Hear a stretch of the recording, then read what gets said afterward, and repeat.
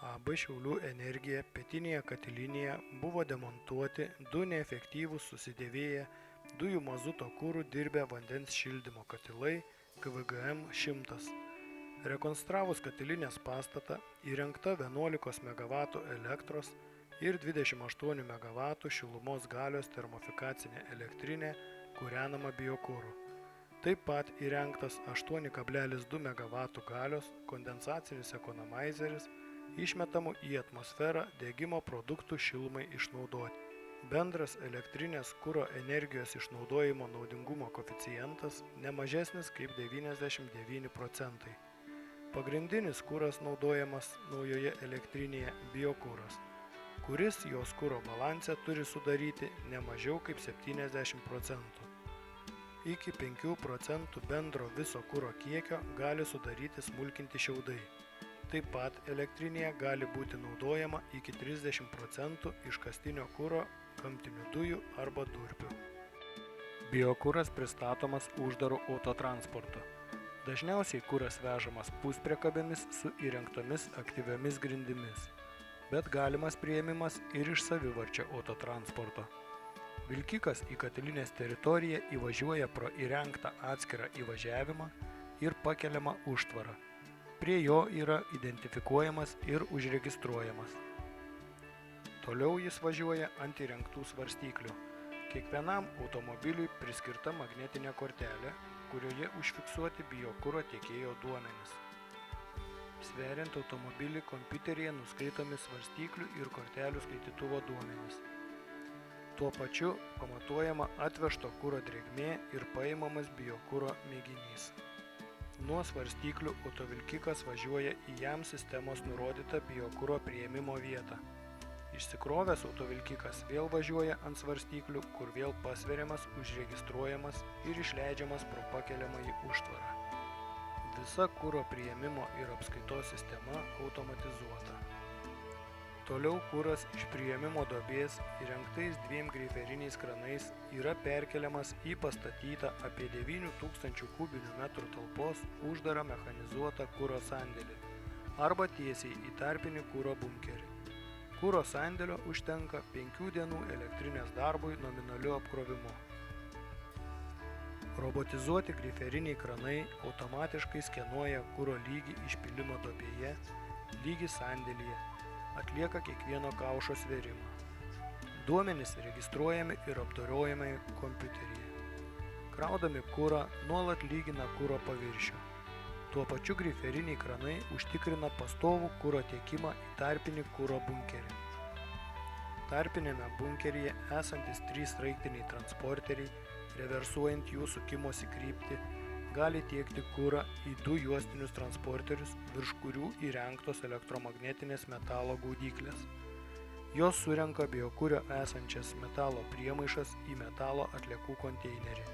Šiais juostiniais transporteriais kuras paduodamas į 2 atskirus diskinius biokuro rūšiuotuvus, kuriuose atskiriamas netinkamos frakcijos kuras ir pašalinamas į tam skirtą konteinerį.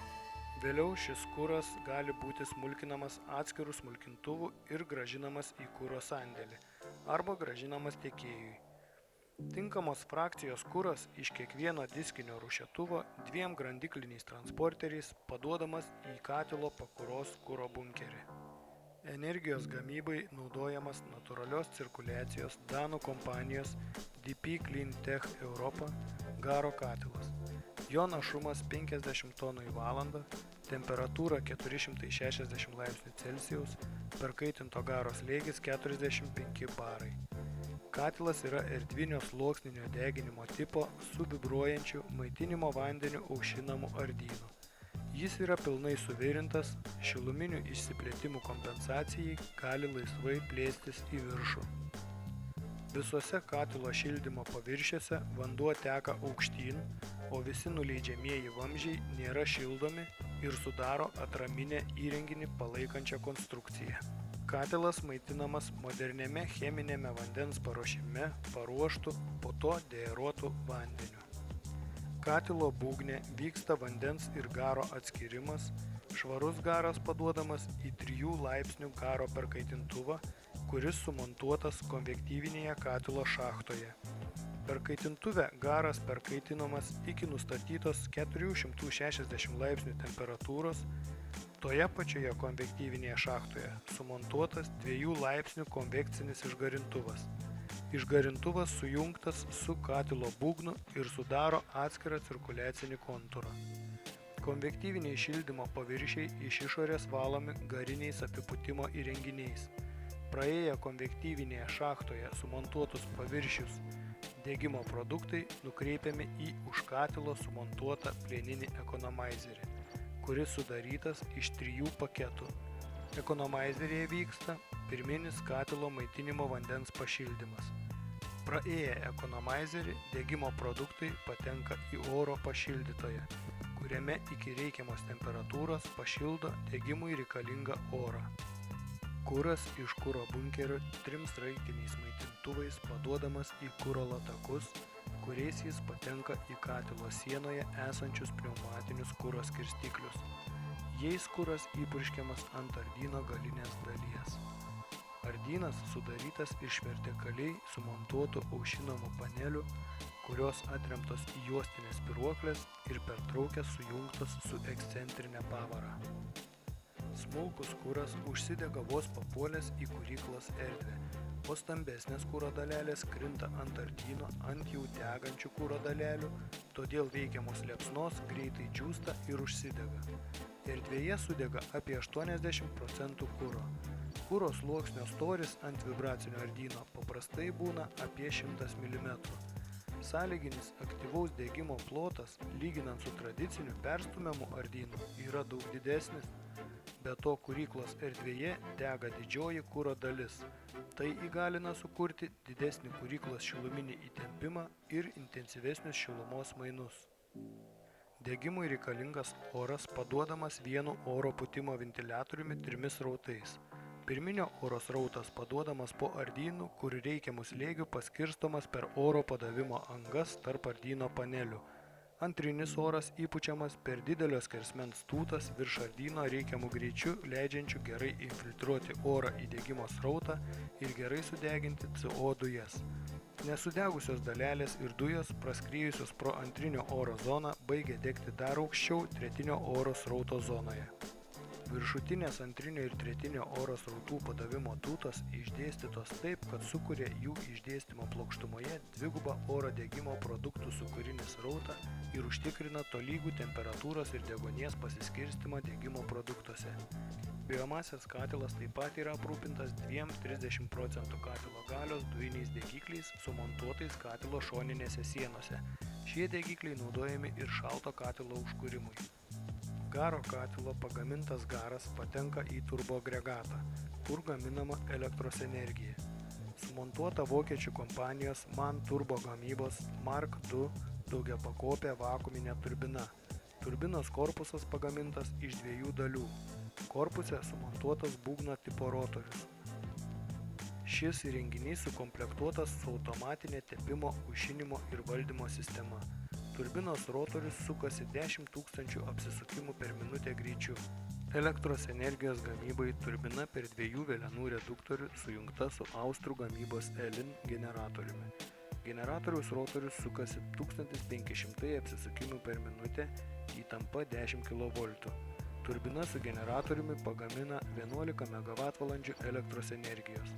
Turboagregato paleidimas, stabdymas, valdymas vykdomas iš katilinės valdymo pulto. Įrenginio valdiklis surenka visus reikalingus darbinius parametrus, seka turbinos ir generatoriaus darbą, perspėja apie nukrypimus nuo užduotų ribinių reikšmių. Generatoriuje pagaminta elektros energija parduodama į lesto skirstomosius tinklus, dalis elektros energijos naudojama saviems termofikacinės elektrinės ir įmonės poreikiams. Atlikęs darbą turbinoje žemų parametrų garas patenka į kondensatorių. Čia garas kondensuojamas ir 2 siurblių pagalba grąžinamas į dearatorių. Kondensatoriuje pagaminama šilumos energija, kuri tiekiama į miesto tinklus. Kondensatoriuje pagaminama 28 MWh šilumos energijos.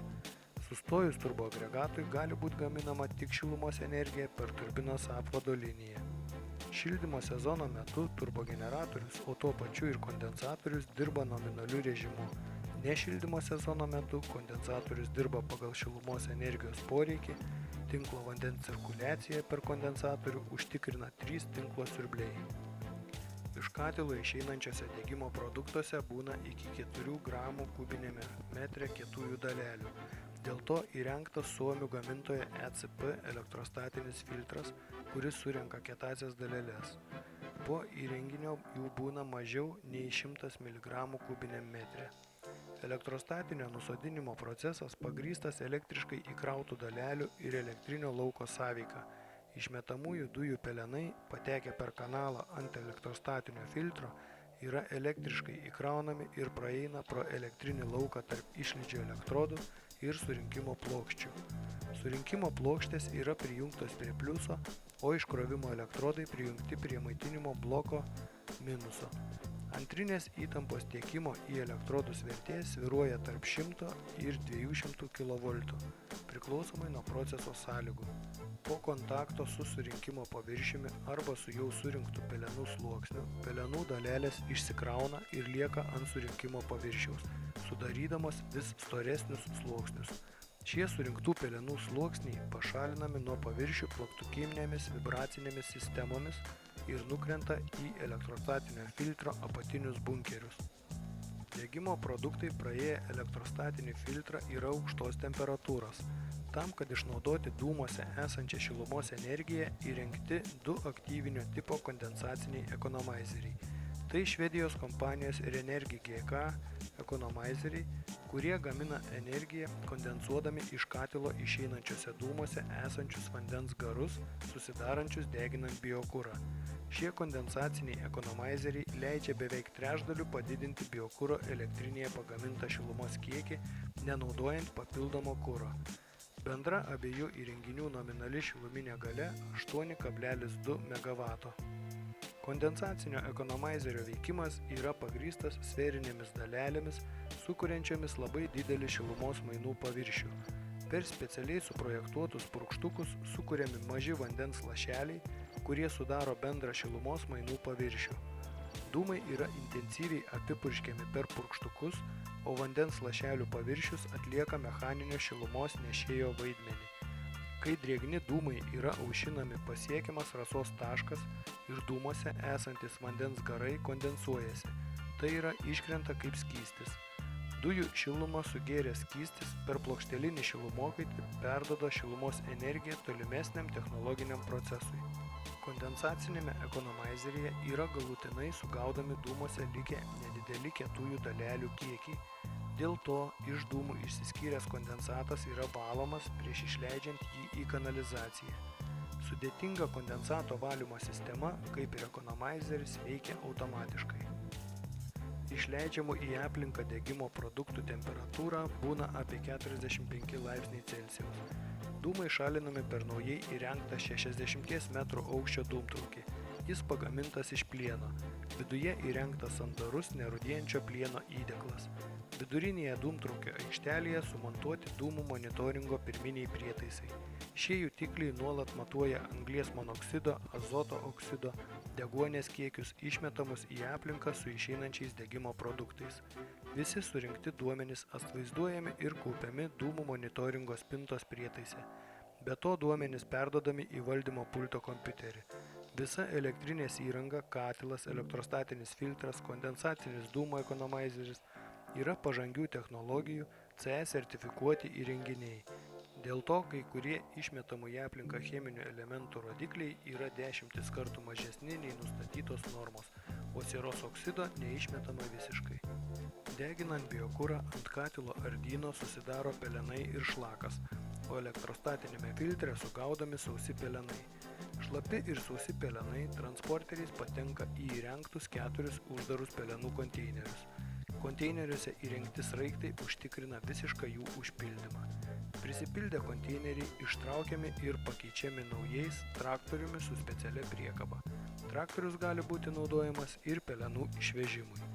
Kol kas pelenai vežami į sąvartyną, ieškome galimybių atiduoti pelenus tolimesniam jų panaudojimui. Pelenai juos ištyrus ir nesant juose kenksmingų cheminių elementų gali būti naudojami kelių tiesimui, žemės ūkyje laukų tręšimui, miškų ūkyje. Yra įmonių Lietuvoje, kurios planuoja pelenus panaudoti trąšų gamybai. Aišku, visos minėtos veiklos turi atitikti griežtus aplinkosaugos reikalavimus. Biokuro elektrinės valdymas vyksta iš valdymo pulto. Valdymo pulte sumontuoti kompiuteriai su atskirus įrenginius atvaizduojančiais monitoriais. Pulto kompiuteriai gauna informaciją iš elektrinės įrenginių valdiklių. Kompiuteryje galima nustatyti ir keisti visus elektrinės darbo režimus, valdyti atskirus įrenginius. Kompiuterio pagalba vykdomas katilo, turbogeneratoriaus, kitų įrenginių paleidimas ir stabdymas. Kuriems nors darbo parametrams nukrypus nuo užduotos reikšmės yra signalizuojama. Jei dėl kokių nors priežasčių operatoriams nepavyksta stabilizuoti nukrypimo, suveikia apsaugos ir atskiri įrenginiai arba visa elektrinė yra stabdoma automatiškai. Patyręs termofikacinės elektrinės operatyvinis personalas, įvedus naujus įrenginius, įgijo energetinio katilo operatorius kvalifikaciją ir gali saugiai eksploatuoti naujai pastatytus įrenginius. Statant biokuru kūrenamą termofikacinę elektrinę, buvo dėtos visos pastangos, kad visas kompleksas naujų įrenginių veiktų patikimai, saugiai. Po bandymų aiškėja, kad visi elektrinės planuoti rodikliai yra pasiekti, o dauguma jų net geresni. Projektas įvykdytas sėkmingai.